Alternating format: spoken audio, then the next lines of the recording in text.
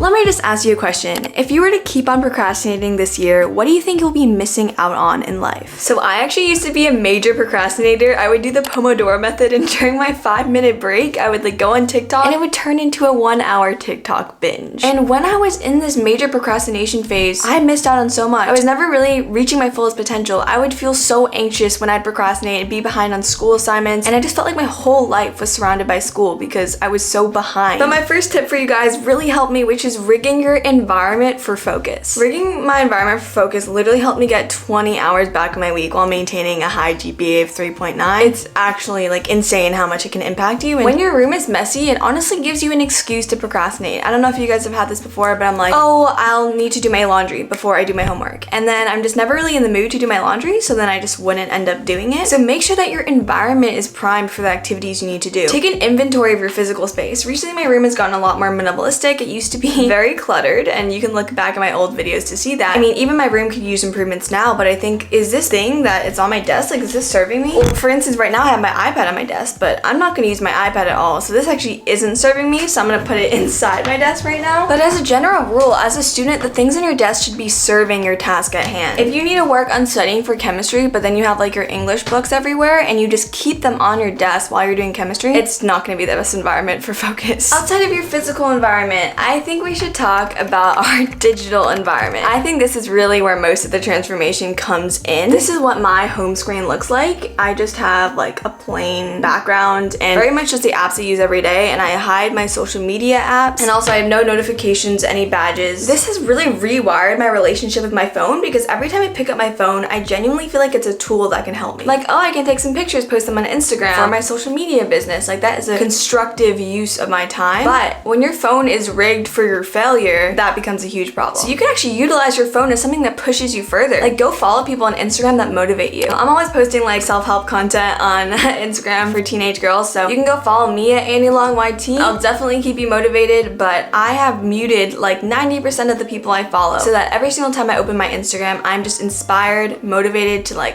take action in my life. So I actually really love my phone now. Another way to rig your environment that I originally didn't think about before was your friendships in your life. So I'm sure a lot of you guys have heard about the 5 chimps theory of you being the average of the 5 people in your life, and you can rig your friendships to become the person that you want to become. Take an inventory of your friendships. Does this person bring out the best version of myself? And let this be black and white. I've had moments where I've been evaluating friendships and I'm kind of, but just let yourself be hell yes, hell no. And really distance yourself from people that aren't bringing the best out of you, because once you really invest in like-minded people, it's just gonna be so much easier to stop procrastinating and start progressing in your goals. I actually have some really exciting news, because this Saturday, May 21st at 3 p.m. EST, I'm hosting a private live event on exactly how I stopped procrastinating and started progressing in high school. And at this live event, you will definitely meet a ton of like-minded girls in the Zoom. Y'all can chat together, but I'm super excited. It's going to be 90 minutes. We're gonna go into the exact 5 keys I've used to eliminate procrastination from my life. I'm so excited. This video itself could have been 60 minutes long, but that's not super great for the YouTube algorithm, which is why I wanted to do a longer workshop with you guys. There are only 20 spots left for the live workshop, so make sure you secure a spot as soon as possible if you want to attend. There's a link in my description to register for the live workshop on May 21st. Okay, I'm gonna ask you guys another question. Please answer honestly. Do you guys watch productivity videos on YouTube and study with me's to get motivated to start studying?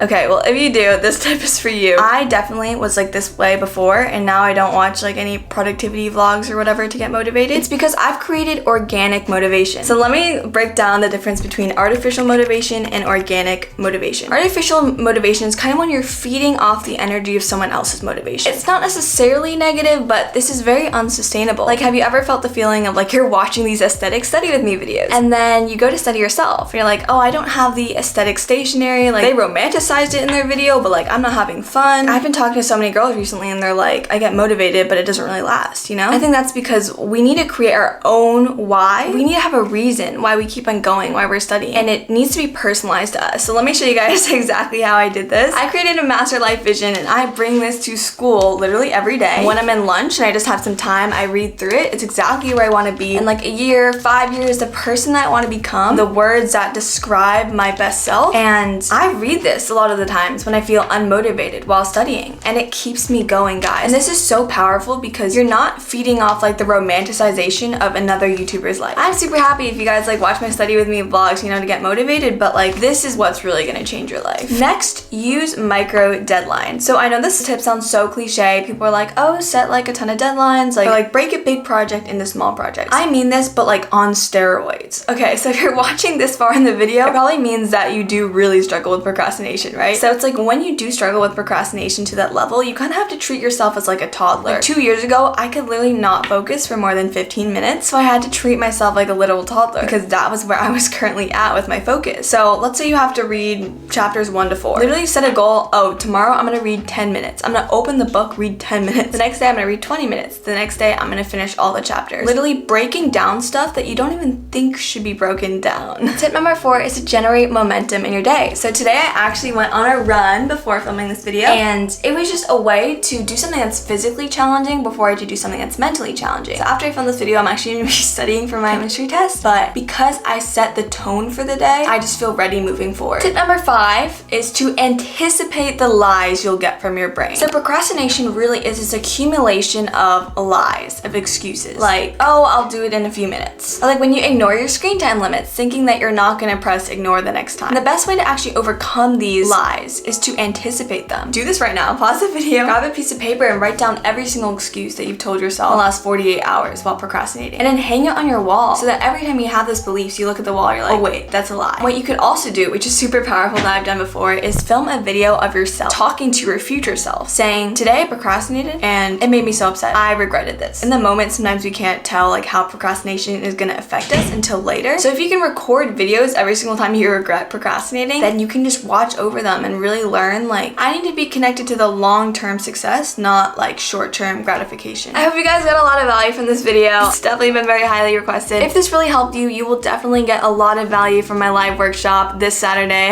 May 21st at 3 p.m. EST. Again, there are only 20 spots left, so make sure you register soon. The link is in my description. Also, if you're watching this video at a later date and the workshop has already passed, just DM me on Instagram at AnnieLongYTStudent, and I'll make sure to reach out to you so we can just like chat about procrastination and hopefully help you right now.